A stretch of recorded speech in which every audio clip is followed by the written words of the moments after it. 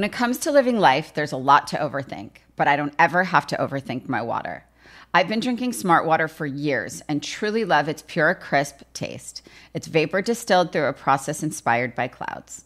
I love chic branding, and Smart Water's sleek bottle shape makes it the perfect accessory for any day bag, workout tote, or backpack. Smart Water is the smart way to hydrate no matter what you have going on in your life. Life is full of choices. Smart Water is a simple one. Visit drinksmartwater.com to learn more. Hear that? Yeah, that's the sound of you relaxing, because now you're managing diabetes with the Freestyle Libre 3 system. You get to know your glucose levels and where it's headed. Manage your diabetes with more confidence with the Freestyle Libre 3 system. Ready to learn more about the #1 prescribed CGM in the U.S.? Visit freestylelibre.us to learn more. Based on retail sales data for patients' last filled prescription by manufacturer. Refer to the FLAIR NL4 study published in BMJ Open Diabetes Research and Care 2019. Safety info found at freestylelibre.us. Am I doing the right thing with my finances? Am I saving enough? Can I buy a house? Am I paying too much in taxes? Will I be able to retire? Putting a financial plan together feels impossible. What if I told you there was another way? Take Facet's free financial wellness quiz to get your score and a snapshot of your current financial health. Visit Facet.com now and discover your financial wellness score today. That's FACET.com. This ad is sponsored by Facet. Facet Wealth Incorporated is an SEC registered investment advisor. This is not an offer to buy or sell securities, nor is it investment, legal, or tax advice. Every Genesis is a reminder to try something new, to keep growing, keep hustling, keep beginning. At Genesis, they harness that mindset into their performance SUV, the GV70. Turn heads with a stunning design inside and out. Discover intuitive technology inside the GV70 with a 14.5-inch infotainment system. The Genesis GV70 is for those who are making their mark on the world and want to enjoy luxurious amenities while they do it. So go on and enjoy an exhilarating drive in the GV70. Your Genesis GV70 is waiting for you. Learn more at genesis.com. Genesis, keep beginning.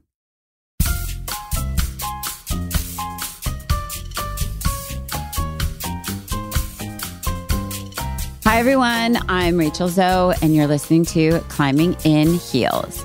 This show is all about celebrating the most extraordinary superwomen who will be sharing their incredible journeys to the top, all while staying glamorous. Today with me, we have celebrated actress and now teen skincare founder, Julie Bowen. You, of course, know her as America's Mom, Claire Dunphy, from the incredibly famous, hilarious, iconic, legendary TV show, Modern Family. And now she's launching a skincare line specifically for teens called JB Scrub. On today's episode, Julie talks about her childhood, how she grew up as the quiet child. Shocking, I know. I would never think that in a million years. We also chat about being women in the entrepreneurial world and the fears that come along with that, of which there are many. And I just want to introduce my friend and the amazingly talented, very intelligent Julie Bowen. Ladies and gentlemen, I hope you love this episode.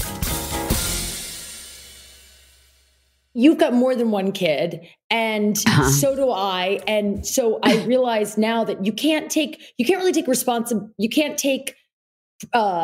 credit for their successes any more than you can, take blame for their failures. There's a lot of kids that come out as they come out, like I've got one who's got 100%. learning issues. I got one who's really athletic. I've got one who's super studious. And within there, of course, you can shape and grow and help mold, but really they are who they are. So my sisters, my younger sister is an infectious disease specialist in San Francisco. She's fucking smart. Yeah, she's crazy smart, and always was. She's like the smartest one in the family. And then my other sister's an interior designer here in LA and has had her own business for 19 years. And then I was the quiet one. And I sort of got assigned the role of the artist, but that never really fit because I was never very artistic. And finally, somewhere along the way, Molly, my designer sister, and I she was studying acting and I was supposed to be doing art. And I was like, switch. And she went to design school and I went to acting school, and everything from there worked out much better. But I definitely felt like I wasn't allowed to step into that zone because she had it. She had the acting. Sure. It wasn't like, oh, we're a family of actors. It was like Molly was the actor. Annie was the doctor, and I was supposed to be some sort of artist. And so when were you like the black sheep? Were you black sheep? Were you like, oh God? For sure. It was like, what are we going to do middle? With her? Are you the middle? Are you the middle? Okay. Yeah. I'm the middle.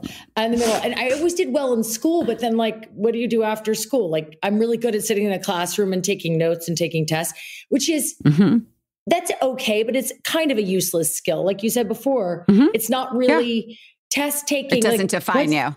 No. And you get out of school and no one's going to give you, okay, this is what you're supposed to do. And then you take a test, you're going to get an A.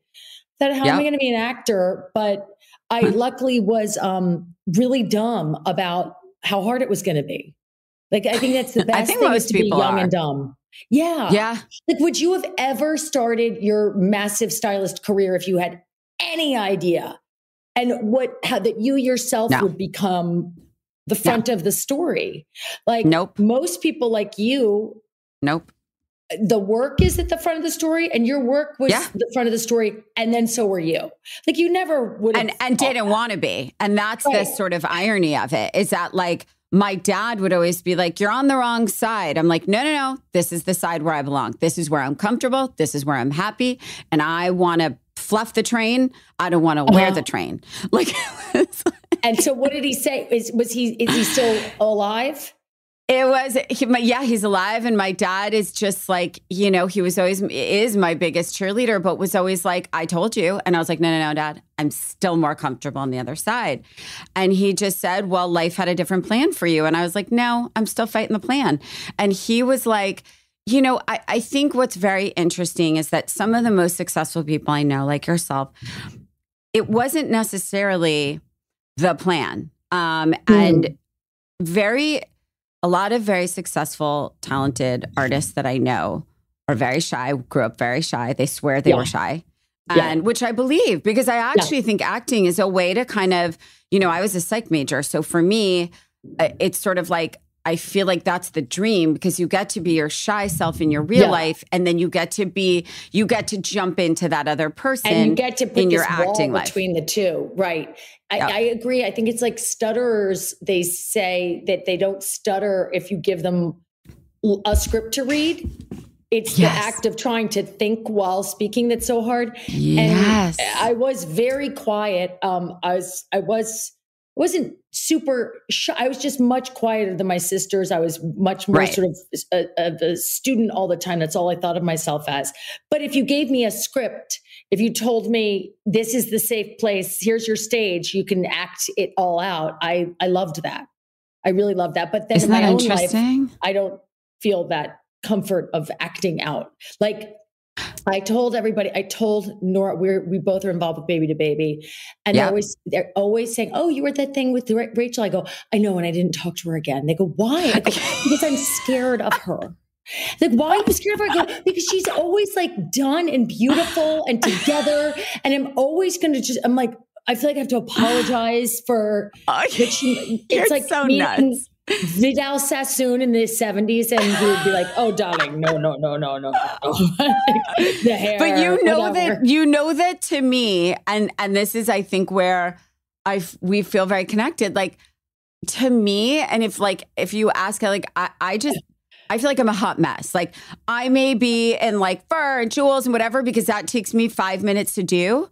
But like but internally, I'm like, oh my God, you're such a mess. Like, you're such a hot mess. So like, maybe that's my subconscious, like, just throw on some glamour so you don't feel like such a hot mess. But like, maybe but I do. I mean, so it works though. It's like armor for you. It's very beautiful armor. It is armor. I was like, we show up to these events. I'm like, oh, stand as far away from her as possible, because it's like she's like a rainbow.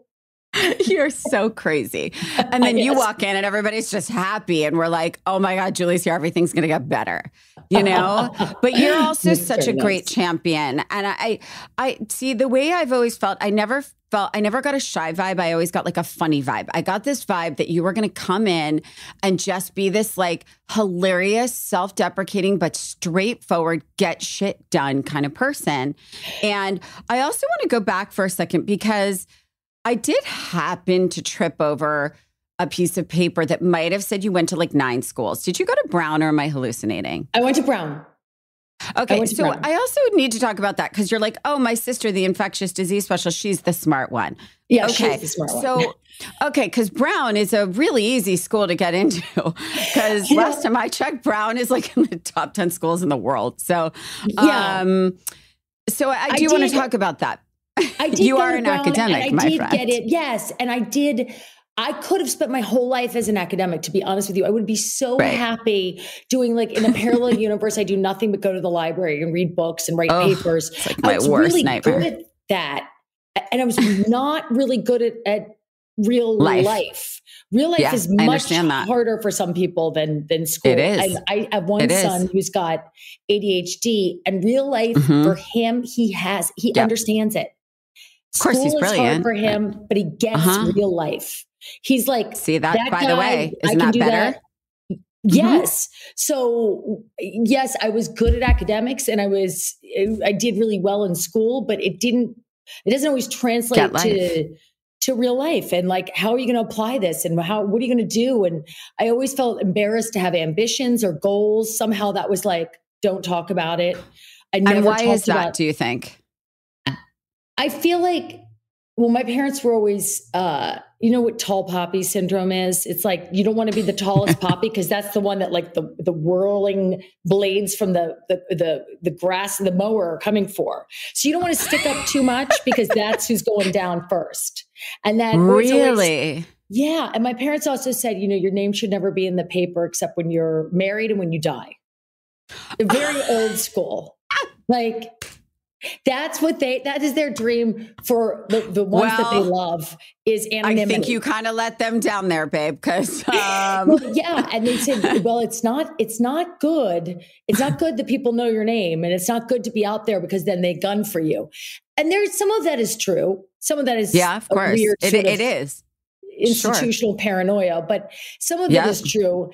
And I found ways to deal with it, as I'm sure you have. Ungoogleable. Like, would you ever Google yourself, Rachel? Oh, hell no. Right. Hell no. But did you ever Google yourself? No. There were a time where you're like, it's so fun. And then you one day you just get smacked in the face and you're like, oh God, no. No, because my reality, it's so funny, is that like, you know, I was just talking to an agent over the weekend and saying, you know, I was canceled so many times before canceling was a thing. Like, because like to your point about the poppy, and I think it's probably why I was so, and still continue to be more comfortable on the other side, is that I don't like being that poppy because it's like, I always thought of it as like a shark, right? Like I thought of it as the human and the shark. It's like you see the leg, you're like, and so for me, I have had so many women try and take me down, even just doing nothing but being kind, honest, loyal. Like, and my clients never tried to.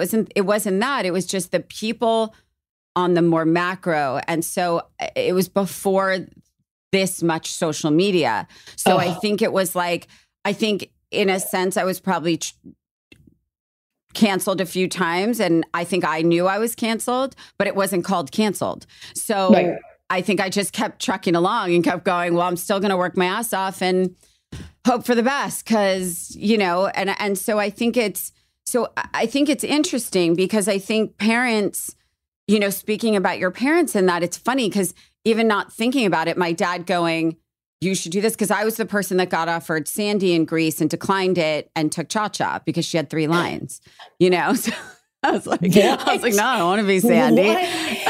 Actually, I mean, who the hell wants to live? I mean, I think we all had to be in it. Yeah. Okay. No, I don't want to be the lead. It. Definitely don't want to be the lead. Work, Cha-Cha was better.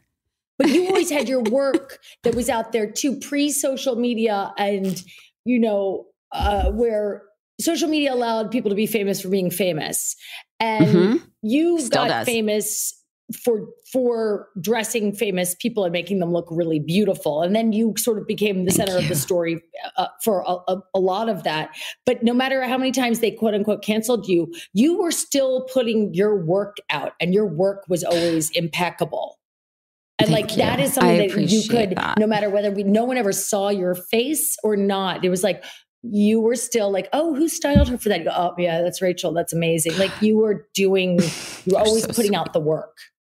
And that's what the thing. Drives me. Right. Right. And then obviously the business, like you pivoted to business in such a huge way. Like what percentage of your time is spent styling individuals now versus running your business? None styling. 5%. None. 5%. None. 5%. Here's the thing. I'm always styling on some level, like meaning through different partnerships and different creative directing that I do. I'm always styling, but in terms of literal red carpet styling, I worked with Dylan Penn while she was promoting her movie last year with her dad in Cannes. And that was the first time I had done somebody in probably like 7 years, because I really had to stop and pause and take a breather, because I think for 15 years, 24/7. And then I think when I started my other businesses, styling for me is probably like acting for you. It's who I am. It's at my core. It's what I love. I love it so much that I can't do it a little. It's almost like, and right when I jumped in to do Dylan, it was sort of like Roger would wake up at like 3 a.m. and find me. She was in Cannes, and I would be like on the phone with Chanel and like just literally like online for 3 hours in the middle of the night, just pulling looks and pulling couture and changing the dress and like da-da-da. And Roger was like, it's like you have a disease. So I call it psychostylist disease. It's almost like I can't. So it's almost like I have to do it 100. And so now I'm just now at the point where I'm like, okay, I feel the need to go back to this in a smaller way, meaning like doing 1 or 2 people, and because it is all consuming. I love it with every inch of my soul, but the business is different, and there's a lot of politics, and it's a lot of a little bit creative and a lot of drama. And I think I just got to a point where like, you get beaten enough. You're just like, okay, like I need to pause because I need to stop and remember why I love this. And it took me a while, honestly. It took me a while. Do you ever get inspired still, like the Met Ball, you see the red carpet, or like this year, I always look through all those pictures, and this year at the Oscars, I was like, oh, this is exciting. I was excited because everybody was naked. I was like, oh, it's a thing. And it was a bold thing. And I was so glad I didn't have to wear any of those clothes. But it was like a whole naked moment that was happening. And I was like, literally naked, naked. I was kind of blown away, but there's moments in like fashion where you go, oh, that must have been really exciting / terrifying. Versus here's a beautiful gown on a beautiful woman, Sure. That was like a next level. I am now the reason. It's funny. One of the agents at CAA asked me on Friday night, they said, wait, are you coming back? And I was like, just like for 1 or 2 spots, just maybe if it's all the stars line and it's right. And she said to me, okay, why now? What is it? And I said, I'm feeling an obligation to use some of the magnificent things that are being shown that aren't being worn. And it's upsetting me deeply. And I feel that I need to place them on people and they need to have their moment. It's like upsetting me, the things that I'm like seeing coming out of Paris and at Couture. And I'm like, why is no one wearing these things? I don't understand. Why aren't they wearing them? I know the reason to that. There's politics. Mostly because they're not going to let anybody wear those dresses. It can only be Kate Blanchett. Yeah. I mean, and she's re-wearing now because she's the coolest. And, her and Kate Middleton are just re-wearing. But I think there's I think for me, it's all about being driven by the passion for what we do. And I think starting my different parts of my business were like, okay, it's time to like do other things. And everything I do is centered around women. And I think trying to help them kind of live their best lives. And I think make that process of being anxious about A, being a woman from a psychological perspective, B, using your voice, C, kind of really taking that extra whatever it is to look better so that you walk out with like looking at people instead of down. Right. Right. Down and conscious. I think, yeah, down and conscious. And I think, listen, I think we make fun of ourselves. I think women in general are self-deprecating because I think it's our defense. And I think we feel sometimes embarrassed about like, you know, our ambitions, to your point earlier. And it's interesting because to me, clearly, you know, your sisters are ambitious, you're ambitious. I find it so interesting because I talk a lot on this podcast about how our education really doesn't define us. And I think that so many of the most successful people I know literally didn't graduate high school. Like 100%. And yet at life, crushing. Right? Amazing. I know. And I always have so much respect. I have a couple of friends that I came up with in acting who had barely graduated high school. And they were always hiding things from me, sort of, because they were like, oh, you're going to judge me. They're embarrassed. You're going to judge me. And I go, you're my fucking hero. You're such a scrapper. You were a survivor. They dropped you on Hollywood Boulevard one day when you were 17 and you figured it out. I love those people. I love them, and they get maligned because they're hungry and they are determined. And I'm like, listen, those people are survivors. You got to give them their props. They're not always easy, but they're amazing. But you made such a good point, because I say this very often about my children is, you know, and as I said, I have two boys, and at the core, they're the same, but they're totally different, and they're different learners, and they're different this, and one of them, I'm like, okay, he's going to solve the national debt or like become like cure cancer. Right. But I have to figure out how he can function in life first. Right. Right. And then the other one, I'm like, okay, he can literally just cruise through anything with ease and whatever. And then trying to convince him to go to college when he knows that like he kind of doesn't have to, because he's probably really going to be able to just like, I think these kids are going to be entrepreneurs. I think they're going to be raising money for their third company by the time they graduate high school. Okay. So then, but they're boys.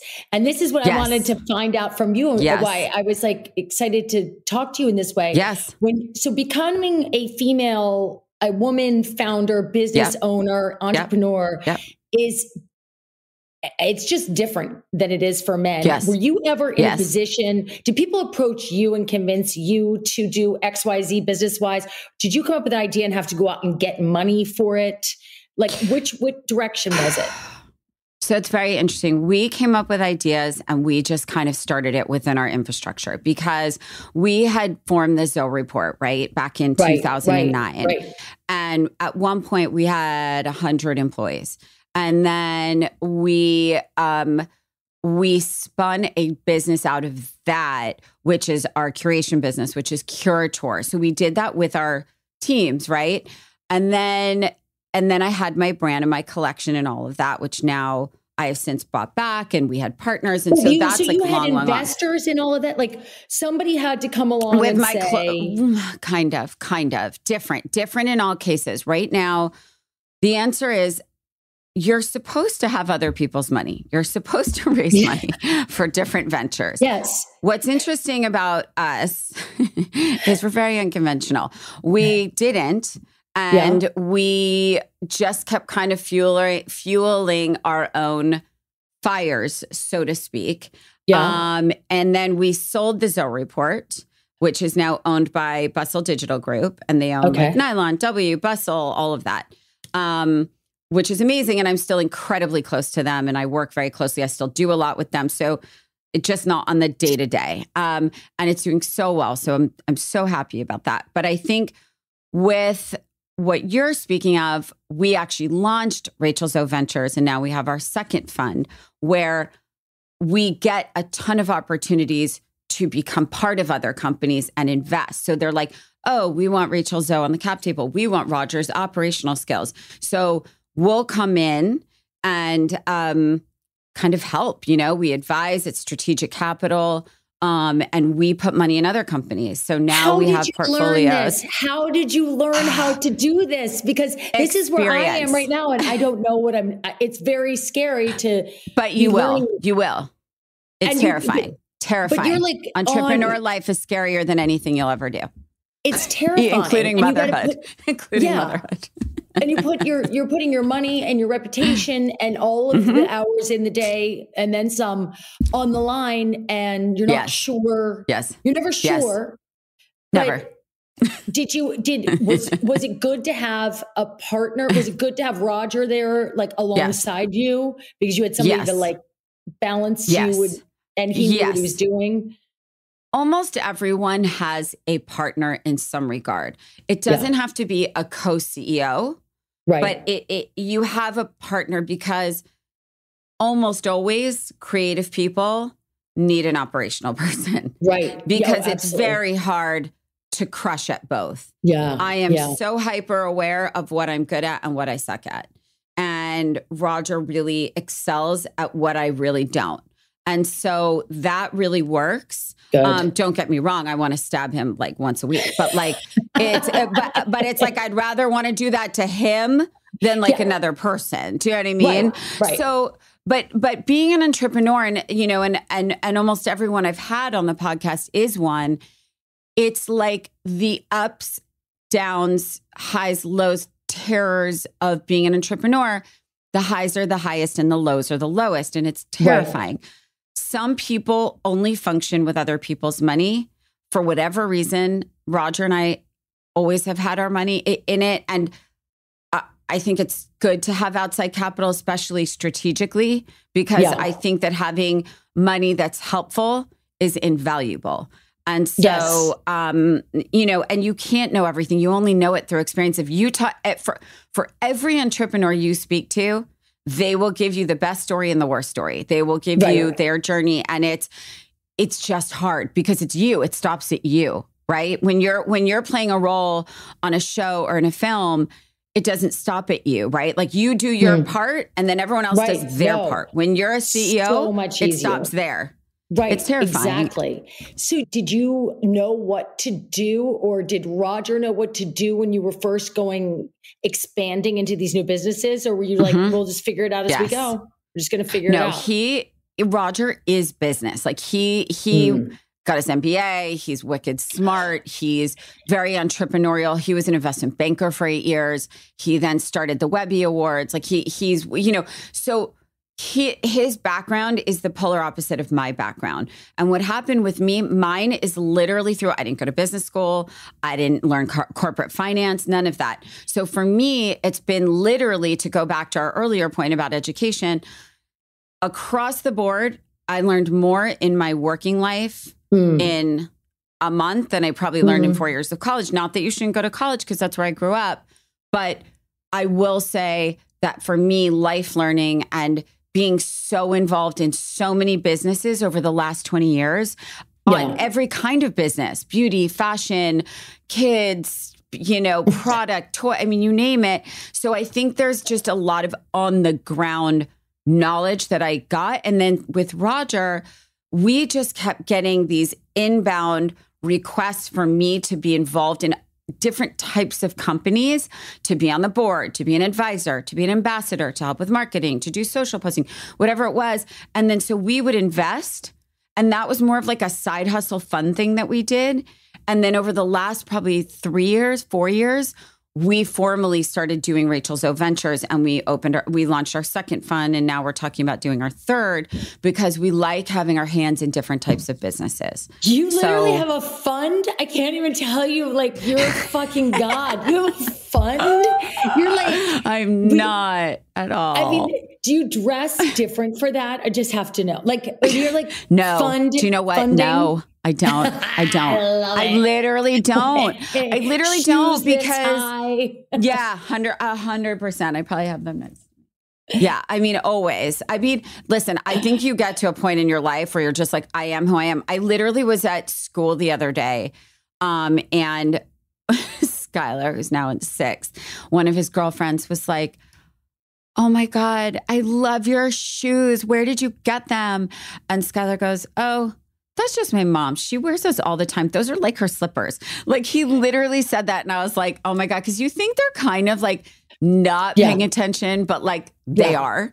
And I think my kids at this point are like, oh, that's just my mom. Like, it's just my mom. That's fantastic, though, because it is you. So you don't have to water it down to be out there. But it was also rewarded along the way. I mean, like, who you are, what you amplified it, you refined it, you honed it, and we get it comes across as this confidence bomb that everybody would love to have. And I get a lot of street cred. See, I get a lot of street cred for going to good schools, but like you said, it doesn't really matter. But but here's the thing. Down on that one.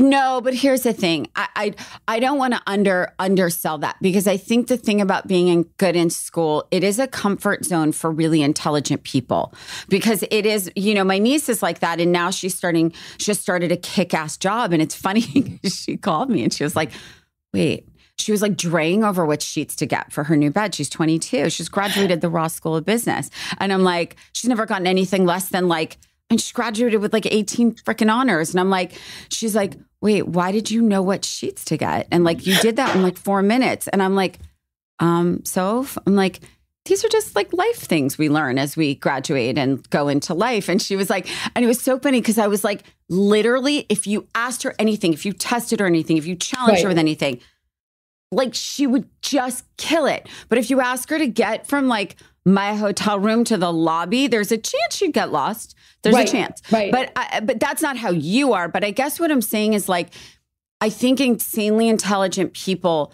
it's like an ownership. They know they can do this, and it's not easy to do. So I think we need those people. But I think that academics, they learn life, right? Because they've been in a book, right? And so as you live your life, dude, you're crushing life. You're fucking killing it. So don't even say it. It's hard though, I worked really hard. I took You're a single mother of 3 boys. That is talk about life challenge. It's not easy. That part's not easy. No. Entrepreneurs know climbing to the top starts at the beginning. At Genesis, they're all about beginning. It's right there in the name, because the beginning is where the action is. Sure, things are up in the air in the beginning, but that's what makes them thrilling. Genesis has harnessed all that excitement into their performance SUV, the GV70. Turn heads with stunning design inside and out. The GV70 features the silhouette of a coupe and the capability of an SUV. Discover intuitive technology inside the GV70 with a 14.5-inch infotainment system, fingerprint recognition, and available Lexicon Premium audio. Enjoy an exhilarating drive in the GV70 featuring standard all-wheel drive and available electronically controlled suspension, plus exceptional handling and agility. I used to dread driving around LA because of the traffic, the stop and go, the blaring sun, always getting directly into my eyes, no matter what time of day it is. But thanks to Genesis and their GV70, driving around here isn't too bad, especially when I'm driving in style. Every Genesis is a reminder to try something new, to keep growing, keep hustling, keep beginning. What will you begin?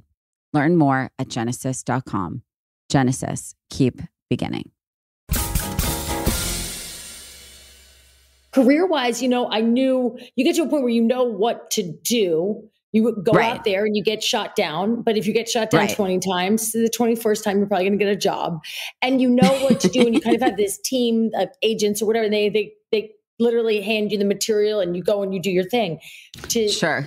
Step outside of that comfort zone and go, okay, I think I'm going to try to produce and I'm going to try to do a product line because it's COVID and I'm going insane and I need to do something. And then have to actually live with these choices that are terrifying and see them through. You can't just quit. You can't walk away. No, you can't. No, you actually really can't. No, you can't. That's the hardest part. And I wonder how women do this all the time, especially with kids and prioritizing. And people always say, how do you balance life when you're an actor? I'm like, it's not that hard. I mean, I'm really busy, but it's just once I leave the set, I get to come home. There's not 1,000 phone calls about like, so what you did in that third scene, we don't know about that. You know, where now my life is just like, you've got a meeting with potential investors and you have to do this, it never stops. And it's terrifying because it's on other people's. Yeah. And the work expands and expands. And especially in the era of Zoom and everything, there's no such thing as a weekend. So everything is just this giant monster that can take all of your time and attention. It's true. But don't you think in a way acting kind of, because I know for me, like styling, I never had a weekend until I had children. I never knew what a Saturday or Sunday was versus, a Tuesday. Because that's when you were working the hardest. Yeah.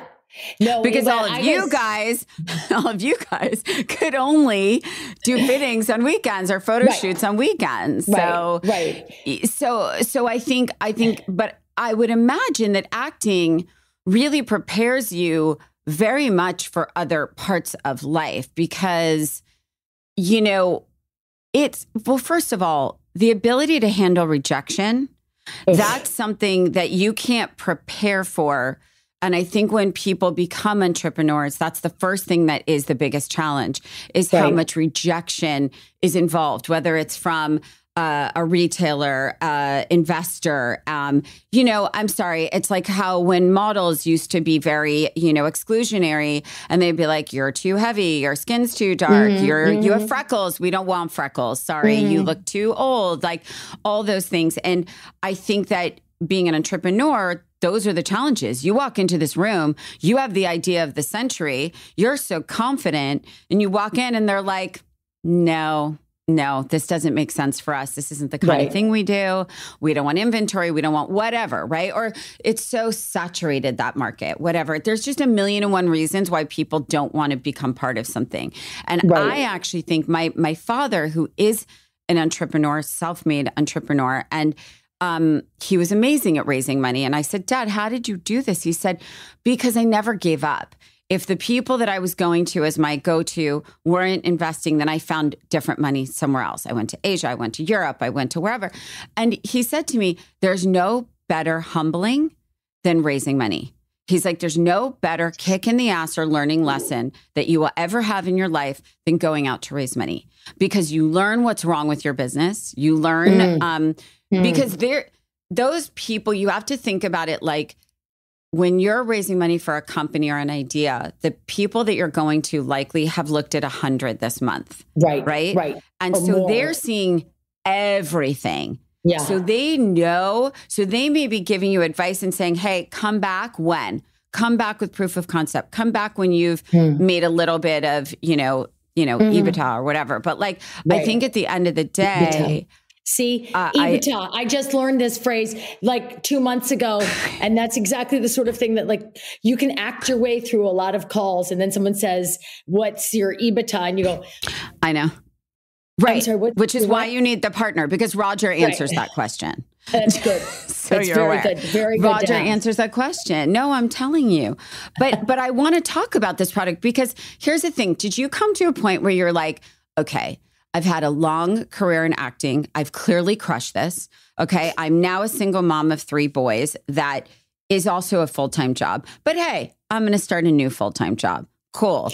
Okay. Like at what point were you like, okay, what was the aha moment that possessed you to do such a thing? I need to understand that. My friend Jill Byron, who was the other JB of JB Scrub, we were moms together at school, and we had all boys. And she had she'd had a long career at Condé Nast and knew that world and knew much more about the beauty business and everything. And we were just complaining that boys smell and that the expectation is that they're just going to like hose themselves down with like the dreaded, I won't even say the name. And that was like, but they don't actually get clean. They've been abandoned. We're like, they just can't. You leave them in the bathroom and we don't know what happens. They come out, it's disgusting. Eventually they'll care. And then they'll they'll be like 18 or 20 maybe. Yep. So, and we thought that was a ridiculous idea. And she said, well, let's do something about it. I was like, they hand me words to say, and then I say the words. I don't know how to start a business or anything. Sure. She said, well, I know something in this area. I know at least how to get started. She knew manufacturers and formulators. And then it's taken over 3 years since our first conversation about this. And during which time we had COVID. So it's well over 3 years. So it was all in all, it was like baby steps until, because you go to the lab and then you don't like this formulation, you put it in your kid, it turns their skin red. You get back to the lab again, like all that stuff. That was actually kind of straightforward and easy, because you're like, okay, we want to make a product that works, that's gentle, that doesn't make kids stink like heavy chemicals, but we also don't want to treat them like little babies. They're not, this isn't baby stuff, and getting by the way, this is why nobody's done it. It's scary. There's a lot of hurdles with teenagers, let alone teenage boys, right? Well, we found these designers to do our packaging, who are these two guys who are Matt and Ron, and they are incredible, because we met with so many different package designers, and they were all like super professional, but they wanted to do like a green leaf and a clear bottle, and and these dudes came in. They're surfers and skateboarders, and they do zines still. Remember zines? Right. So these two and they were like, they so got the vibe. And then it kind of like that piece falls into place. You're like, okay, I know where we're going. And then you get the formulations to the right place. And we pushed it along until we felt really confident about what we had. And now we've launched JV Scrub. We've launched 5 SKUs. It's really exciting, but there was so much like, you've got to get to launch. And now it's like, you need some money. You're going to have to go get some money really quick now. And you're like, sure. But then everybody, like you said, they want to know, they want 6 months of data points. Sure. Yeah. Nobody wants to take a flyer until they see what they can get. So that's where we are right now, which is, and also then there's also people that like pop out of the woodwork and are like, just give me 40% of your business and I will promise you the moon. And you're like, there are times when that sounds so great, because it's like, it is. Because someone's going to just do it for me. And I'm like, no, I'm not doing that. We're not doing that. No, not yet. You can't do that. You can't do that yet. I think a little bit is okay if it's worth it. A little bit is okay if they're adding value and know what they're doing. And so I think that. So Rachel, you just said the good money is so valuable, or was that the term you used? Good money? It was that's such a great concept, that there is good money. There is good money, and good money is life-changing, because there's people that'll say, okay, I'll give you $1 million. I'll give you 5 million. I'll give you 10 million. Then you never see them. What do you do with that money? Right. What are you doing? Right.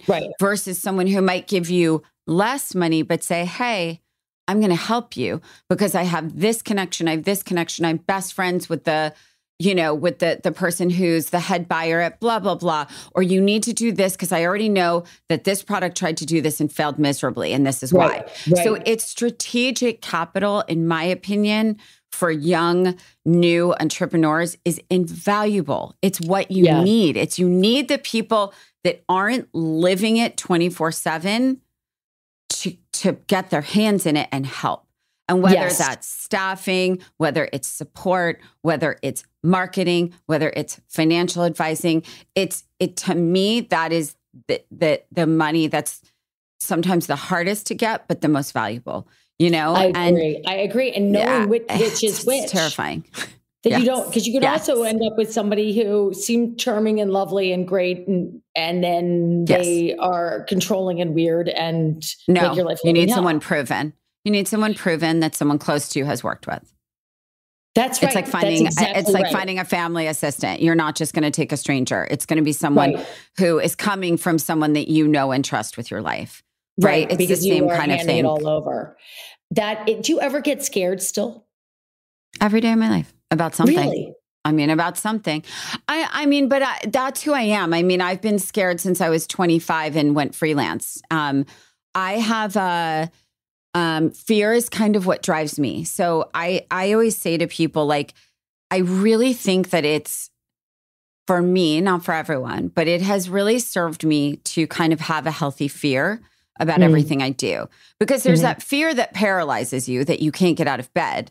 But there's a fear that is those butterflies in your stomach that drive you to do better, to be better, to keep going, to just kind of not trip over yourself, right? But also don't get ahead of yourself because, you know, it's what works for me. It's a lot of psychology, but I think, you know, I'm still always going to think no one's showing up. I'm still always going to think no one's going to support me. And I think, again, it's because I haven't always had support in my life, right? For every person that has supported me, there's 3 that don't. So I think I've always just gone at things in this very kind of like, you know, I'm very blessed. I have an amazingly supportive family. I have healthy kids. I have a great husband. Everything else is just, I'm going to just go forward, right? I'm going to go forward. And I had to learn that, you know, because, you know, there's people that make decisions about you in your life that have never met you. And you're like, I don't understand. But you have those people around you that are like, fuck them, Julie. Like, what are you talking about? Like, I know you, like, right? I mean, and so I think though you have to just keep going because what's your choice, right? You have to keep going.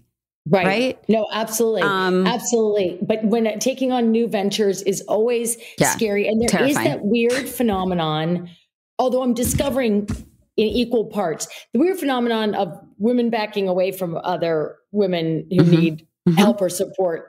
And then the flip side of these, so many people coming in to fill that void, so many funds, so many women founders. There's all the groups, literally, like all of a sudden I'm getting invited to these, like, come to my living room on Thursday and talk about female founders. I'm like, yes, I love this. I need this. It's really exciting. And I don't know why, because we've all been, you know, I guess since the— Well, this is new to you. So it's exciting. Yes. It's exciting. It's exciting. And I think that right now, you know, you're such a super mom. And again, like, you've had so much success. And I think that now you're like, okay, how do I win at this? Right. So, but I think that academic younger girl is sort of like, it kind of goes back to that a little bit of like, how do I get really good at this? Right. But I think that's part of the fun of it. And I think if you didn't have that fear of this, and like, you know, it's funny because as an actor, like you said, like, you got that, you know how to do that. You know the routine for that. You're still learning this one. So you have that fear still, right? But so that's okay. It's okay. It's okay. It's because it involves other people, whereas acting only involves you. And I think that's been the thing for me with taking outside money, is sort of like, hey, if it's our money in our world, we can control that, right? Right. If I take other people's money, oh God, now I have to explain it to them and I have to tell them what I'm doing and I have to whatever. And I'm not great at that. I'm better at being my own boss. I'm better at being my own leader. So what do you do then? I mean, like, how do you rely on, do you delegate that, or do you get on those calls and tell people like, we're spending $500,000 on this thing that sounds ridiculous, but you're going to love it?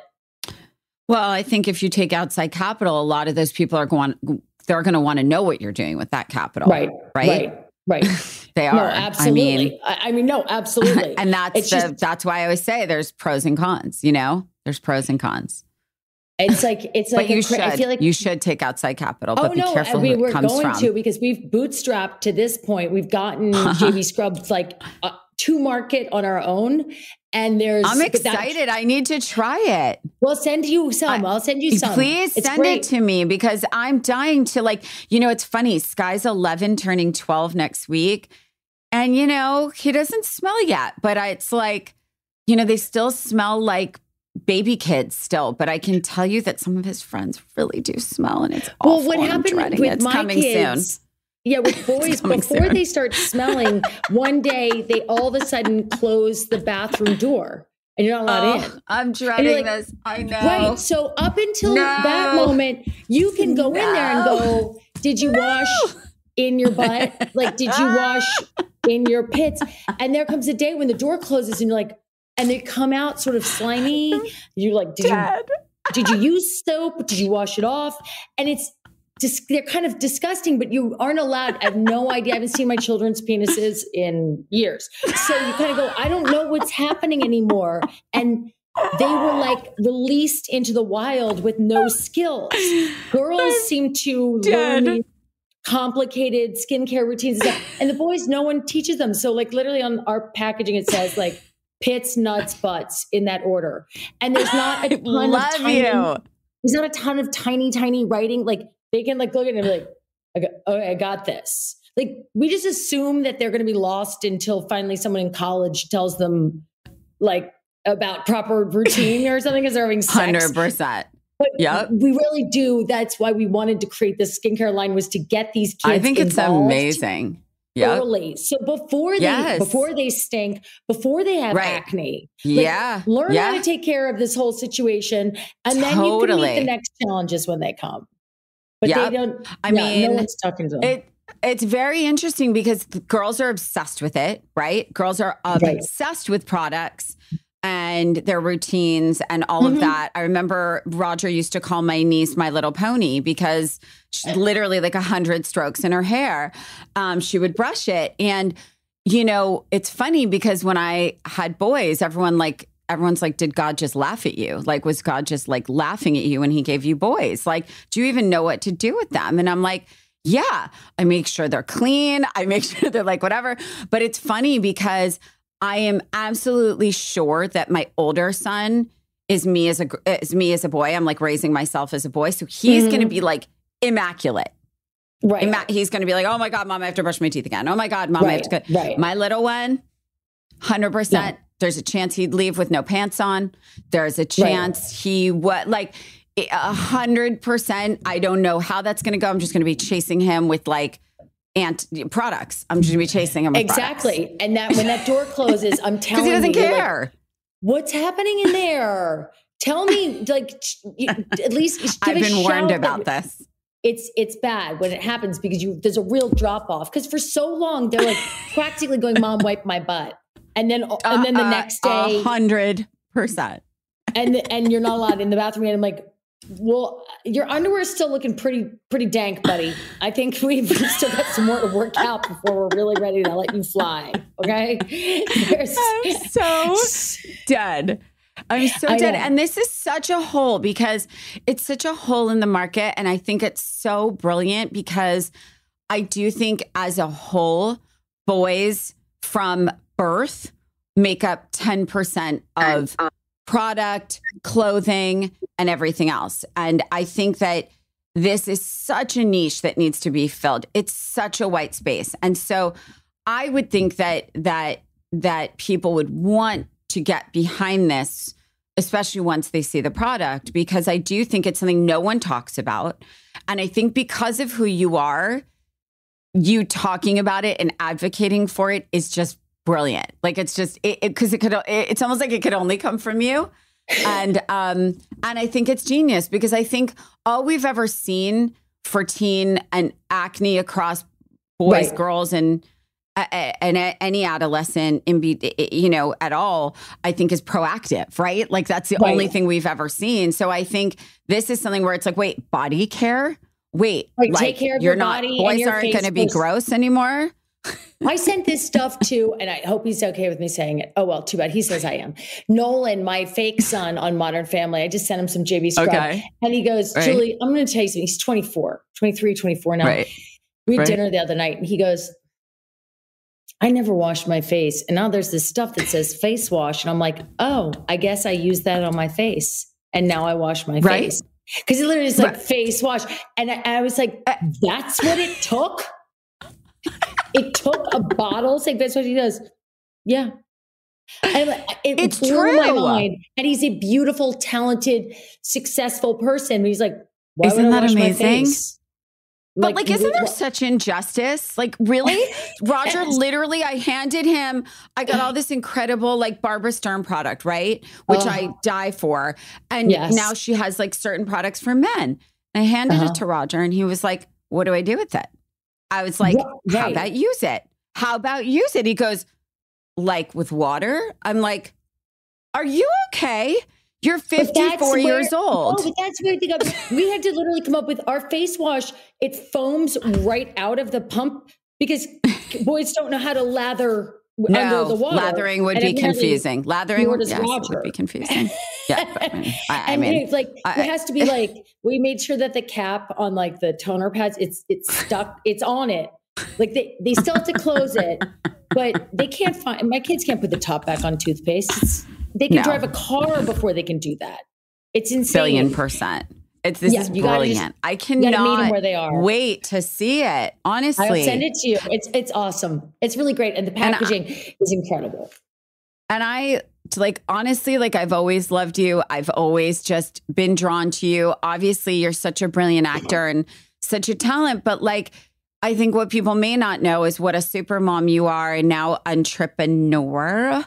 And feeling the pains. Again, I think that's why I wanted to do this pod, is to talk about how real it is and the journeys, because they're terrifying. And for everyone that I've had on here, from, I don't know, Candace Nelson to Shani Darden, Nikhil, all these incredible entrepreneurs, everyone has a story, and it's terrifying and it's life-changing, and there's fears, there's challenges, there's triumphs, but yet no one would ever give it up for anything, because it's you really love it, because you really live it and you love it, and your purpose is just, it's just, you're drawn to it. And I think listening to you talk about it is it's sign me up, right? I want it all. You're putting real women in the center of your story, which I think is really interesting. Growing up, we all grew up with the idea of Susan Day on LA Law, in the sharp suit and everything. And that we didn't have to see kids or the messiness or dealing with her husband or any of that. And the idea now that actual real women, and even ones in furs and jewels and shoes, can be bosses and can also have a family and can do all these things. It's really important that we see the whole spectrum of women at the center, and not just the ones who've got the razor bob and the Yes. And by the way, that's why it's called Climbing in Heels, because you can get there. You can still wear your heels. You can still be your feminine self and embrace all your femininity and your power and your superpower. And whatever that looks like, it's to have it, to own it, to live it in all its realness. And I think it's okay that we talk about it, and I think it's about relatability, and I think it's about learning and really being okay with being scared and making a fuck ton of mistakes along the way, right? Because how many have we made? Partners. Yeah, but traditionally women have not been allowed to make as many mistakes. You get a couple shots at bat, and plus you better do it all while you're young and nothing is sagging, because God forbid. So, stepping into your power as somebody who's over the age of 20, it can be challenging. And I'm over the age of 50. So fuck it, man. I got to make it happen. And I love how never looked fucking better. Right back at you. Right back at you. Thank you. I love it. But listen, we're all just doing it, right? And we're just, fuck all of them with this aging out shit. They can fuck off. Oh, yeah, fuck them. Fuck them all. I finally have a clue about what I'm doing in the world. I still am doing scary new things but I wouldn't have had the wherewithal to do them when I was 25. Of course not. So here we are, appreciate my life experience, and let's, and most of all, let's help each other, because I love this whole message that you're putting out here for your listeners. There's a lot of hand motions in big circles. It's inclusive, and it is. It's loving, and it's boss, and I love it. Oh, well, I love you dearly, and I will see you very soon. I feel like we have lots of baby to baby stuff coming up, but we sure see you outside of that. And I'm also here for anything on the other side of that too. Thank you. Thank you, Rachel. So really, I cannot thank you enough. Here. You have opened my eyes, and I will try not to be scared of you the next time I see you. It's always just about how you'll like float out of a car in like Mongolian sheep jacket. And I'm like, oh, I'm wearing my old cashmere from J. Crew, and I'm so embarrassed. I don't want her to see me. Listen, Julie, I have heard this my entire adult life, even in my teen life. I always was met with this. I was so scared of you when I met you. And then you were like, so I'm not silly. But no, because the funny part, the irony is I'm then like 2 days later, they're like, I can't believe I was scared of you. Like, because I'm so real, just living in an insane industry. Like I always say I'm this kind of like, no, I don't want to say normal because I don't even know what normal is, but like I'm kind of this somewhat normal person living an insane life. But I have always been this very like weirdly like introvert, very self-deprecating, very silly, make fun of myself all day and like take a lot of humor in life. I'm very serious about my work, but like in life, I'm just, you got to laugh or it's like, what the hell are we doing here? Right. Well, thank you. Thank you for making things so real. And thank you for like, for being the goofy, funny, relatable person that you are. And I will try not to be terrified of your Mongolian. Never. Or I'm going to come knock you over. Your Persian knock you over with my coat.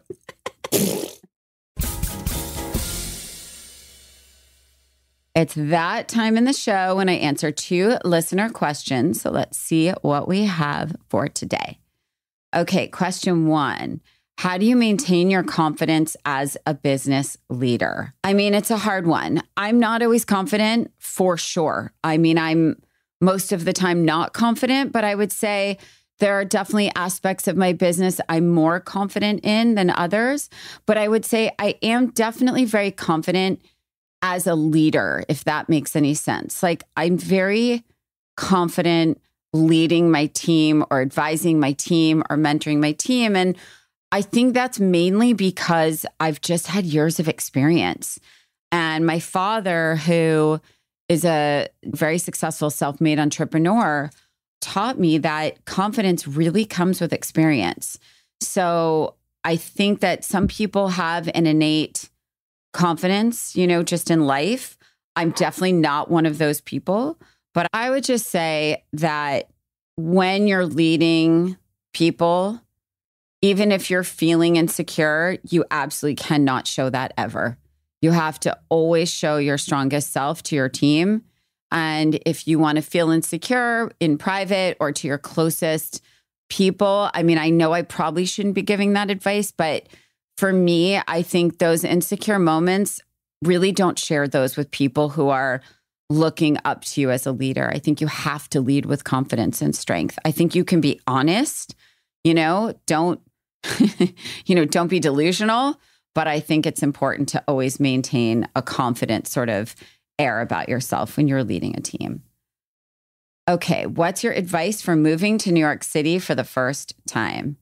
Honestly, my advice for moving to New York City, obviously it depends on how old you are and sort of like where you are in your life. I lived in New York City literally for the best 10 years of my life, apart from, of course, having my kids. But I would say that it was the most fun, free, amazing decade of my life. And I think that New York is really a city that really doesn't sleep. And it's a time where you can get a bite to eat at 11 p.m. or 2 a.m. You can meet friends for a drink any time of day, night. I just think it has the most energy, the most style. I think you have to go to New York City with an open mind. It's loud. It's crowded. It's infuriating at times. And it is a concrete jungle. And I think at the end of the day, you have to embrace that and just go for it. Live your absolute best life. Dance on tables. Eat a lot, see theater, go to the ballet, do all the things, go to every museum, just live your best New York City life because, when you burn out from it, you may want to leave or you may stay there forever. It's not for the faint of heart, but I would say everyone should experience life in New York City if they can and if they can afford it. It is absolutely worth it. Don't forget to submit your questions for next week's episode. All you have to do is DM us your questions to @ClimbingInHeelsPod on Instagram, and I might just answer your question. Welcome back to Currently with Curator, where I share my latest obsessions, all of which you can access through my shopping community, Curator. My spring curation is here. Throughout the season, I'm going to be telling you more about everything inside of it, item by item. This week, we're focusing on the Silky Sleep Mask by Skin Worldwide. I curated this box with spring vacation in mind, so I wanted to pack it full of pieces that make traveling feel more luxurious, and that's exactly what this mask does. Wear it on planes or trains or even in a hotel when you need your beauty sleep, as it shuts out light while keeping your delicate eye area protected and hydrated. The entire 5-product curation is valued at over $400, but it's yours for just $100 when you start your membership with my code ZOE25, ZOE25. These boxes are in limited supply, so head to Curator.com. That's CURATEUR.com to claim this offer now. Thank you so much to Julie for coming on the podcast and opening up about her childhood, her acting career, and now her skincare career. And thank you so much for interviewing me at some points in this episode because, you know, she's Julie Bowen and, you know, she has to have control of the situation. And she's so humble and funny and real and badass and smart and talented. But at the end of the day, I think, you know, as a single mom kind of working really hard and doing something really new, I think it's amazing for all of you to really hear kind of the raw and real of someone who's already had and lived a lot of successes, but it almost doesn't really matter because when you're starting something new in a career pivot or just ending, like sort of just beginning a whole new endeavor, it's just terrifying. And business is not a playground. It's scary. And there's a lot of things that come with it. And, you know, really one of the reasons that I started Climbing in Heels to begin with. So thank you all for listening. I hope you loved this episode as much as I did because I just had so much fun. We definitely could have kept talking forever and ever. And she kept turning it on me and I kept turning it back at her. But here we are. So I hope you loved the episode. It's a good one. If you want more Climbing in Heels content, follow me on @RachelZoe and @ClimbingInHeelsPod on Instagram for more updates on upcoming guests, episodes, and all things Curator. And I'll see you next week.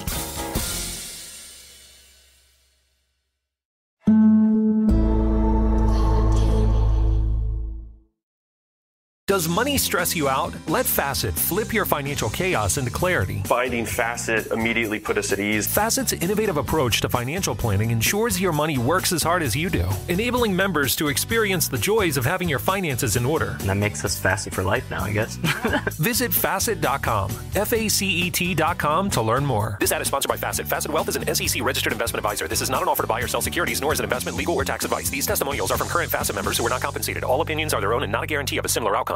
Welcome to Cocoa Beach, Orlando's closest beach. Don't miss the boat. Cocoa Beach is your getaway to an awesome cruise vacation with a variety of hotels and shuttle packages catering to cruisers. Avoid the rush. Spend some time relaxing while you soak up the sun. Shop a little and enjoy our legendary laid-back beach vibe. So what are you waiting for? Don't miss the boat. Vacation mode starts at Cocoa Beach on Florida's Space Coast, Orlando's closest cruise beach.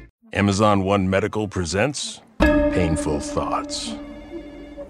I could catch anything sitting in this doctor's waiting room. Ugh, a kid just wiped his runny nose on my jacket. And the guy next to me, sitting in a pool of perspiration, insists on sharing my armrest. Ugh. Next time, make an appointment with an Amazon One Medical provider. There's no waiting and no sweaty guy. Amazon One Medical. Healthcare just got less painful.